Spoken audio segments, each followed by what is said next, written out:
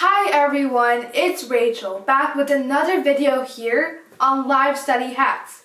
Do you know the famous Theodore Roosevelt and the current Israeli Prime Minister finished school with a lot of activities already in their plate, but still managed to score A's in their final report card?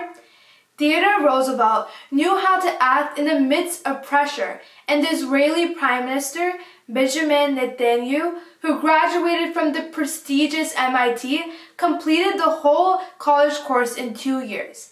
Well, have you wondered how you can get closer to these people's study work ethic? Today, we will be going over just that. So have a paper ready or merely listen to these tips so you can implement it. Okay, now on to this video. You first must clean your desk. First things first, it's important before beginning your study session that you have a clear space to work. Clear space means a clear mind. I find that it's just a habit for me to just clean up my desk, and it's kind of like starting off with a clean slate. So do a quick cleaning before your study sessions. And during the time, remember to keep your phone or any distracting devices away. When you are doing this type of deep studying, make sure that you clean your desk. Also, like when you're doing this deep studying, like for your information, cleaning your desk has many proven benefits, such as it's easier to focus. You actually have room to do your work now. You have less stress and less time for looking for things you need. Number 2, have everything you need where you're working. Make sure to have a jug of water right in front of you so you don't have to get up, and have a goal to drink as much water while you're studying because water can be effective. I know that some people tend to make study snacks, so have that ready if you're that type of person and if you ever get hungry. Essentially, have everything you need so you don't have to get up and get distracted. Either that may be a textbook, a notebook, a binder, a pencil. Just take 5 minutes to have everything right there. Number 3, prioritize your homework. Now that you have everything and you must get a piece of paper, a Google Doc, and list all the things you have to do. Then prioritize them from the most urgent to the most time-consuming to the easiest. I personally failed to do this when I was in middle school, and I would tend to do my homework in the order of my classes. I learned from my mistake and look back on how I procrastinated so hard. So please prioritize. It saves so much time. Once you prioritize, set a time limit for each of your assignments. Also, I know that some people who prefer to use task management systems like Asana, Todoist, or Calendar, Google Calendar. If you find that these work for you, go ahead and try it. It's important that when you are trying these things that you are getting results. Also, for middle schoolers or high schoolers who are studying and looking at their Genesis or Parent Portal where their teacher lists their assignments and their grades, make sure that you have a Google Calendar also open, and then you have on your school account, and then you also have your Google Classroom too, because most of the time your Google Calendar is connected to your Google Classroom. So if you double check both of them, you see that you're missing whatever you're missing, and whatever you need to do. Just don't forget anything while you're doing that process. And number 4, start studying with a set timer and take breaks. Hopefully by now you have your list down. Now you can start studying. Follow your set limit on your list. Some people prefer the Pomodoro technique. When studying, you can try this method out and see if it works for you.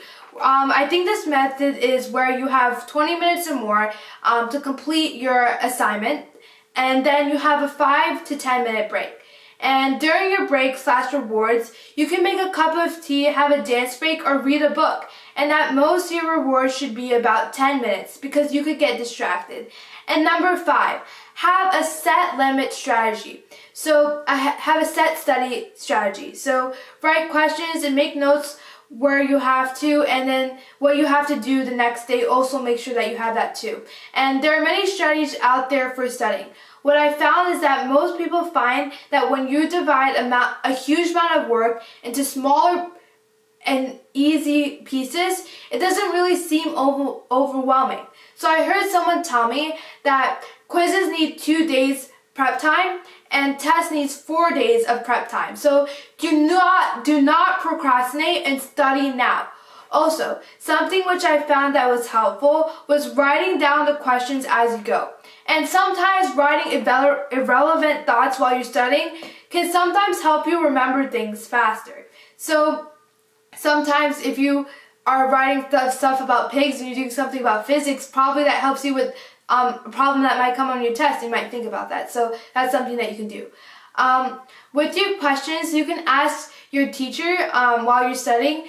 Just a side note, that questions not only helps you get more engaged with the topic, but shows the teacher that you are actively participating in the concepts that are taught in the class. So after your study sessions, make note of what you have to complete the following day, like I explained before, and that's pretty much it for your studying. But wait, actually, we have something else. Please stick to the end of this video to hear these bonus tips. So, welcome to the bonus tip part of this video. So make sure that while you're studying that you limit the amount of time spent on your homework. So important during your lectures or during your class, please record every single step of each problem when your teacher is teaching. So like every single step, especially for your math and physics problems. Because even when you understand it, when you go back, you might completely forgot about what you did in class. So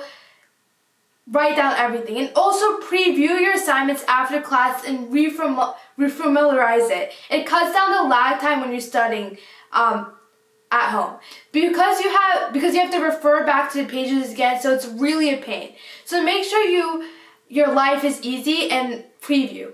Now when you're studying and doing your homework, there's a technique I found on Thomas Frank's video called the focus and diffuse mode.